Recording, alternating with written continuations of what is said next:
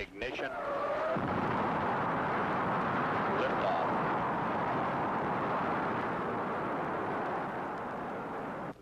Lift flight clock start. 163908. This looks good. Flight. Roger, booster. Roger, clock start. Fuel pressure running a little high. Roger. Roger, stand. How's it looking, guidance? It's looking good, flight. Roger. Go, Fido. Slightly low, no problem. Roger, Fido. How about you for stage? Thanks. Tanks are go for staging. Roger, Capcom, we're go for staging. Staging. Roger, staging. How's our thrust look, booster? That thrust is looking a little high, flight. Roger. Okay, no status check, booster. Go. Retro. Go. Fido. Go. Guidance. Guidance, you go. Stand by one, flight. Surgeon. Go. Ecom. Go. GNC. Go. How do you stand, guidance? I go, flight. Roger, Capcom, we're go. Early shutdown. We have a SECO here, flight. Roger. Shut down. Flight Fido, we had cut off. Stand by. Roger, Fido. Standing by for heavy ice. Right, heavy ice counting over 300 feet per second. 7295. 72 is 2, Flight 4, Fido, we're no-go. Roger. Standing by. Capcom, we're no-go. Way low. Capcom, we're no-go. Roger, you are no-go, no-go. Retro, you got a time here? Roger, flight. Area Charlie at 9+20. Fall angle on the retro, 7 degrees. Recovery Roger, flight. 7 on the retro. flight. We're in Roger, we had 180 degree a attitude. 4 here. and We're have the going double eastern side. for area Roger. Charlie. We'll be retro firing at 9+20. Roger, flight. Can you give me some weather and access times in that area, please? No swells, and your call sign Rescue 1, the destroyer is the low. 5, 4, 3, 2, 1. Retro fire. Roger, fire 1. Rocket 2.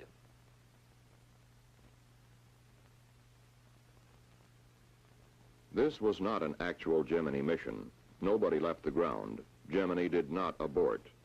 We have simply edited together an isolated launch with shots of the flight controllers simulating that launch. The flight was simulated from an adjacent room in the Mission Control Center, Houston, and like many other things in the space age, flight simulation is done by computers. The primary and backup crew for Gemini 8 will undergo 11 days of such simulated flights before launch day, March 16th. Early in the program, experts sit down and analyze the Gemini 8 flight. They know it is a 3-day mission. Its primary purposes include rendezvous in space with an Agena target vehicle, the first docking in space, and a 2-hour spacewalk by pilot David Scott. The experts then devise problems that could occur, some simple, some quite challenging. They feed these problems into a computer and sit back and see what happens, perhaps with a little glee. At any rate, the crew in the simulator and the controller at the console are given the problem. Both must respond correctly. About 90 problems will be run for the Gemini 8 mission. On the schedule are 2 days devoted to the Agena target vehicle, 4 days devoted to network simulations, and 2 days scheduled for running re-entry simulations, including emergency re-entries. 11 days of problem solving. Most probably none of them would turn up during the flight. But if one should, the crew and the 5,000 people in the ground network that support these 2 men would be ready. Several days before Gemini 8 will leave the ground, the USS Boxer steams toward the primary recovery zone where the mission will normally end. It begins training its complement of officers and men in recovery operations. Instead of launching amphibious strike missions, the Boxer now launches helicopters for search and retrieval of astronauts. On board is the commander of the Western Atlantic Recovery Forces, known as Task Force 140.3. 2 ships, 6 helicopters, and 6 aircraft are assigned to this task force. All 5 manned Gemini flights to date have been recovered as planned in the primary zone. Still, 10 more ships, 54 aircraft, and 5,000 additional men will be deployed at different stations around the world for recovery. There are 9 other planned landing areas lying within the 3 major zones of the Eastern Atlantic, the Mid-Pacific, and the Western Pacific. In the Western Pacific, the USS Leonard F. Mason, a destroyer, begins exercises on the retrieval of a boilerplate model of the Gemini spacecraft. The Mason will cover 3 landing areas within Zone 3. It will be backed up by aircraft from Okinawa and Japan. The chief difference between the primary area where the Boxer is stationed and a secondary area such as this is the comprehensiveness of coverage, the number of aircraft, ships, and recovery specialists on station. In addition, a special launch abort area covers the landmass and immediate offshore areas at Cape Kennedy. Recovery teams go out before the astronauts enter the spacecraft in case of an ejected abort from the launch pad or shortly after liftoff. There could be more extreme contingencies. The emergency might be such that a spacecraft could not land in a planned landing area.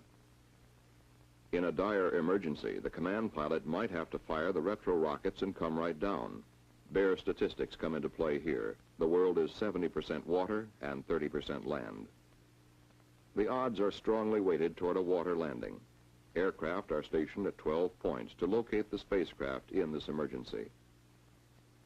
Any commercial shipping in the area might then be called for assistance to pick up the astronauts. Freighters, oilers, tankers, any ship with heavy hoist equipment could also take the spacecraft aboard. If the crew comes down over land, they would use the ejection seats, leave the spacecraft, and land by parachute. Astronauts have not only a complete survival kit to sustain them, but they are trained to live off the land, even desert and jungle. Whether Gemini comes down over water or land, recovery is planned and coordinated by a NASA team of specialists. They set up the requirements for a mission and work closely with the Department of Defense. DoD then commits the necessary ships and aircraft to do the job. The DoD manager for manned spacecraft support directs worldwide recovery forces. He is in contact with 2 main elements under his command, the Atlantic Recovery Control Center, Cape Kennedy, and the Pacific Recovery Control Center, Hawaii. The red telephone puts him into direct contact with the highest levels of the Department of Defense for further assistance. But all of this, the red telephone and the contingency aircraft off Pago Pago Island, South Pacific, seems remote on the 16th of March. The crew is entering their spacecraft for what has every sign of being a normal flight. At the same time, on Launch Complex 14, the Atlas Agena count is only 25 minutes from liftoff. The Gemini mission is largely based on a successful orbit of the target vehicle. The Agena count has no holes. Right on the nose at 10 o'clock Eastern Standard Time, the Atlas launch vehicle ignites.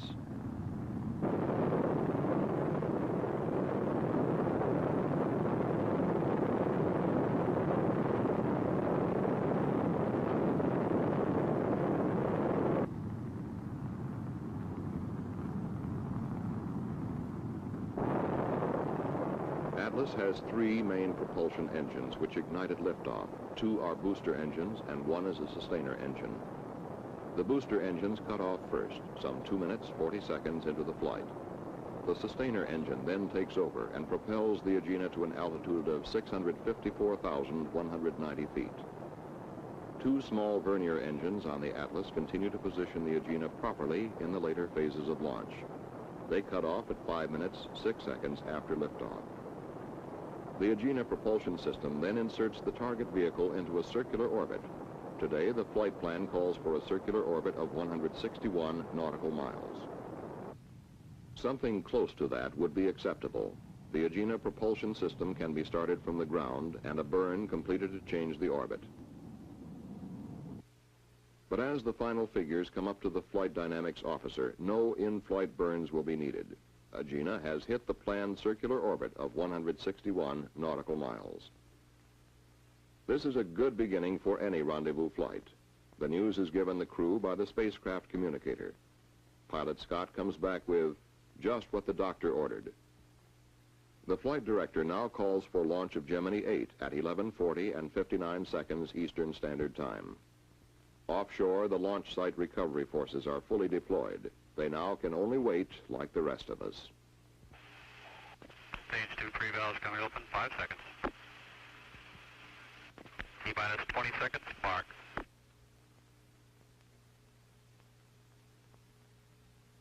10, 9, 8, 7, 6, 5, 4, 3, 2, 1. Ignition. Liftoff. Roger, clock, Gemini.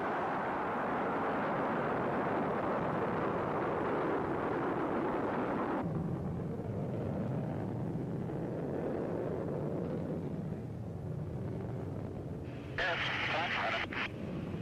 We got a roll program. Roger, roll. Good liftoff, 8. Second hit. Roll is in. We have a pitch program. Roger, pitch program. The liftoff came as Flight Director Hodge had requested, 11:40 and 59 seconds.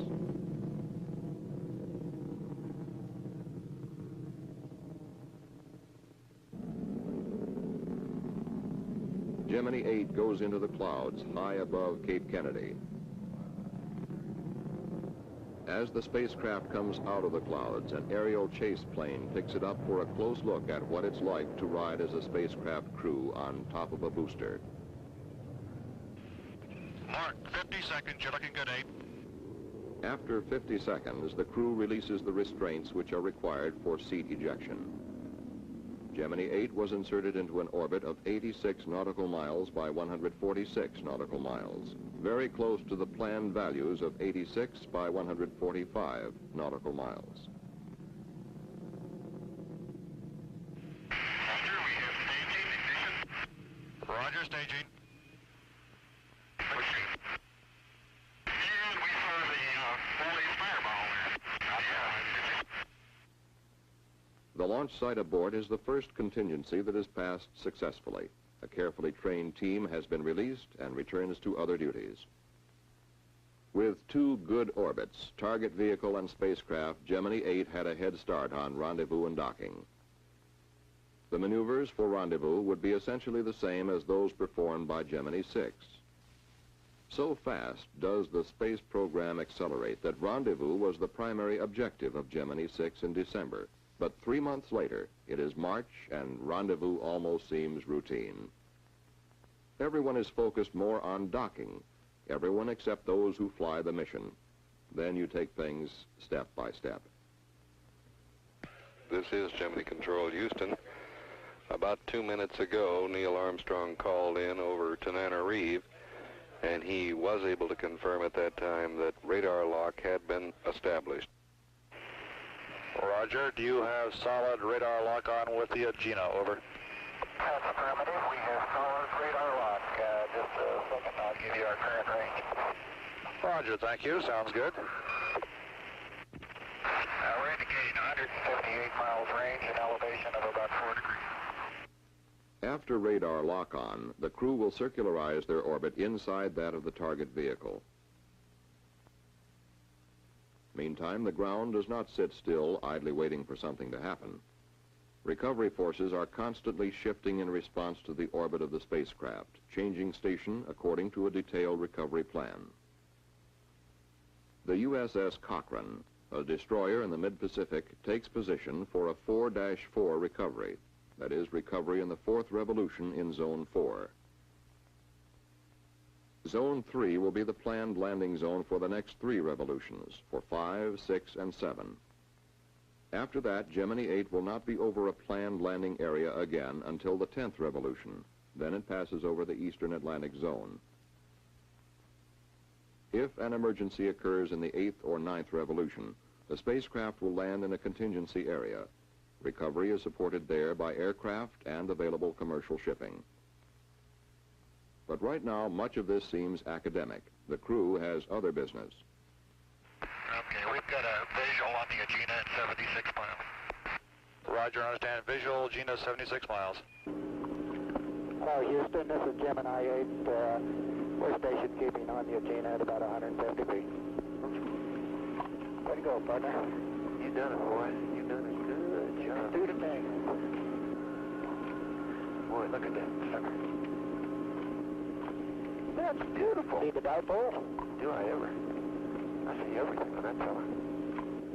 Man, that's great. Man, that is really slick.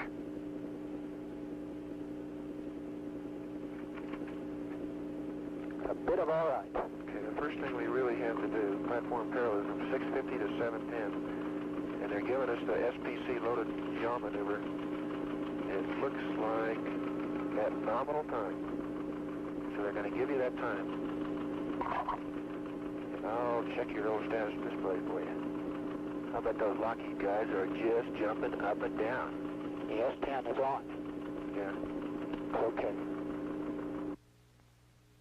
We are looking at the left or command pilot's window as the station keeping exercise with Agena begins. Gemini 8 had no difficulty in maneuvering in the vicinity of the Agena. The onboard film, as in past flights, was at 6 frames per second and is being projected at 4 times that speed. After station keeping for 35 minutes, Command Pilot Armstrong begins to move in closer to Agena, preparing his final docking approach. Both vehicles are traveling at approximately 17,500 miles per hour. We are looking at the target docking adapter end of the Agena. The command pilot makes a docking approach by applying very small thrust increases to Gemini 8. The maximum velocity difference between the two vehicles at docking will be about 1 foot per second. When the command pilot is about 2 feet from the Agena, he will pause until he gets a go from the Rose-Knot Victor. The double check has been completed. Okay, Gemini 8, we have TM solid. You're looking good on the ground. Go ahead and dock. I think we're going to hold off on this SPC thing until he does get docked. Okay, go ahead with your memory compare. Roger. Let's know what you get out of that.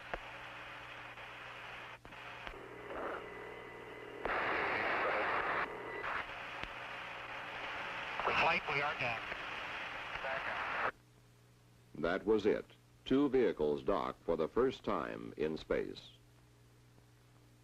Shortly after docking, the crew was slightly surprised when Jim Lovell, the spacecraft communicator, checked in with this caution. Roger, 8, reading you loud and clear. I have some information for you. Ready to copy? Stand by. What kind of information is it? If you run into trouble and the attitude control system of the Agena goes wild, just send in command 400 to turn it off and take control of the spacecraft. Did you copy that? Roger, we understand. It was a routine check. You punch 400 into the onboard computer. This automatically turns off the attitude control system of the Agena. If the problem is Agena control, that ends it. Minutes later, Gemini 8 passed out of communications range beyond the island of Madagascar. The crew was preparing to begin a series of docking exercises. And the Mason was between stations. It had left 5-3 and was headed for a 6-3 recovery zone. Since we were in the 5th revolution, the retrofire experts were routinely updating their retrofire times. These are usually planned for 6 revolutions ahead and stored in the onboard computer. It was about this time that Jim Lovell almost qualified as the space prophet of the year. For 7 hours after liftoff and 27 minutes of normal docking, an excessive yaw and roll motion occurred. The crew punched up 400, but the trouble was not in the Agena. Unable to find an immediate answer, Mr. Armstrong undocked. The roll rate continued to build up, reaching about 1 revolution per second. Struggling to regain control, Mr. Armstrong was forced to fire the re-entry thrusters and gradually reasserted control over the spacecraft. Neither crewman experienced any loss of orientation. Gemini never approached a critical structural strain. Once the re-entry thrusters are fired, there is the possibility of fuel leakage in orbit, leaking of fuel essential for re-entry. The flight had been highly successful through 27 minutes of docking, but final action rests squarely on the shoulders of this man, the flight director. A decision came quickly. Fuel readings were too low. Abort. That was the first decision. Others follow. Where do we recover? A stream of facts flow into Flight Director Hodges' console. Exact orbital position. Weather in the Pacific. Available daylight in recovery zones. And the whereabouts of the USS Mason. A destroyer which had repetitiously practiced picking up a boilerplate model of Gemini in the waters of the Pacific came into its own. Millions of people suddenly learned that it existed. With Gemini stabilized in flight, there were several advantages to delaying re-entry for another orbit. The retrofire officer would have an exact reading on retrofire times, and the crew could prepare for re-entry, and aircraft could be on station at splashdown. This is the way it would be. The NASA coordinator leans over toward the DOD console. We want to recover in 7-3. The DOD manager immediately punches the button, which puts him in contact with Pacific Recovery Control, Hawaii. Hawaii alerts the captain of the Mason. He swings around and heads for 7-3, making 30 knots. Search aircraft scramble from Okinawa. They will be over the predicted landing point 10 minutes before the spacecraft splashes down. As Gemini 8 begins its 7th and final revolution, weather is excellent in the splashdown area. The crew is busy. The command pilot has time for only this brief reflection. I'd like to argue with them about going home, but I don't know how we can. That was all. Gemini 8 sweeps past Ascension Island. Retrofire will come up over Kano, Nigeria.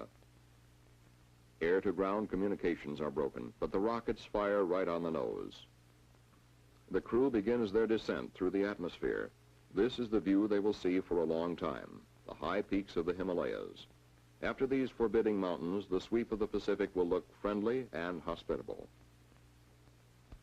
Waiting for Gemini 8 are rescue aircraft circling in the landing area, ready to pick up an electronic signal from the spacecraft. 2 aircraft from Okinawa were originally assigned here, but 5 others were quickly alerted and added to the recovery team. When Gemini 8 is only 3 miles away, a C-54 catches sight of it on the main landing parachute. After that, landing is almost routine, and Gemini 8 landed within 2 miles of the predicted impact point. The first pararescue swimmer in the water is Airman First Class Neal. Airman Neal is a veteran of combat rescue work and a good man to have on your side. He was quickly followed by 2 other rescue swimmers.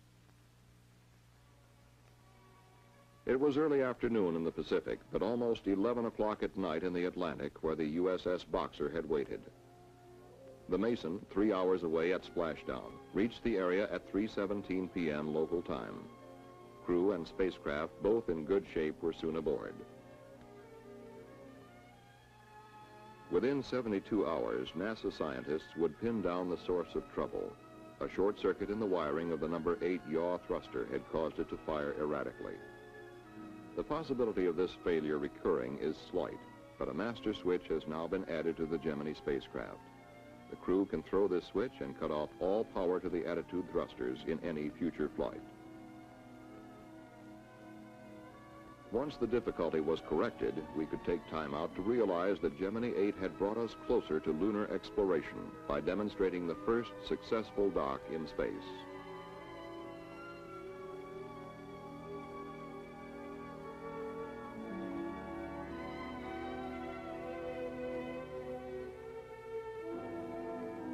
Gemini 8 also gave many of us our first look at men like the 3 young rescue swimmers, Airman Neal and Moore and Staff Sergeant Hewitt, as well as the captain and crew of the Mason. Men who are there in every flight, on remote stations, doing their duty and doing it well. It was these men who sighted Gemini 8 on the parachute and took the crew and spacecraft safely aboard the Mason.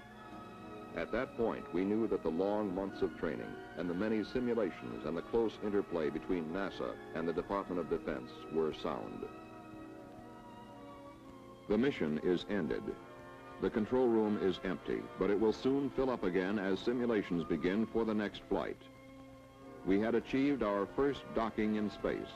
We experienced our first orbital abort.